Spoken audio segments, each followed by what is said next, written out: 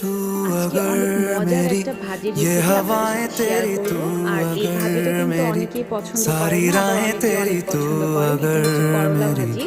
তো কড়াইয়ে প্রথমে আমি করলা এবং আলুটা ঝিরিঝিরি করে কেটে নিয়েছি। এটা প্রথমে দিয়ে দিব তেলের মধ্যে।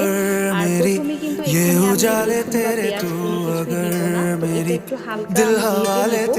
আর এভাবে করলা ভাজিটা করলে আমার কাছে তিতা একটু কম লাগে। আপনারা চাইলে এভাবে ট্রাই করে দেখতে পারেন। তো প্রথমে এখানে আমি যে করলা আলুটা দিয়ে দিলাম, তারপর হচ্ছে হলুদ সামান্য পরিমাণ দিয়ে দিব, খুবই সামান্য। তারপর লবণটা অবশ্যই স্বাদ অনুযায়ী দিয়ে দিব।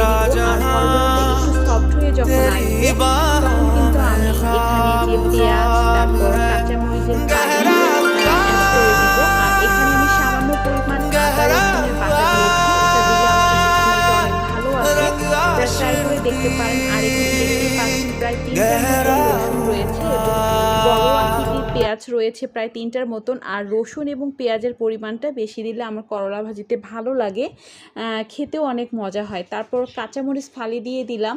এখন আমি এটা খুব সুন্দর করে ভেজে নেব। আর ভাজাটা কিন্তু খুব বেশি যে কড়া করে ভাজবো এমনটাও না, ভিডিওতে অলমোস্ট দেখতেই পাচ্ছেন।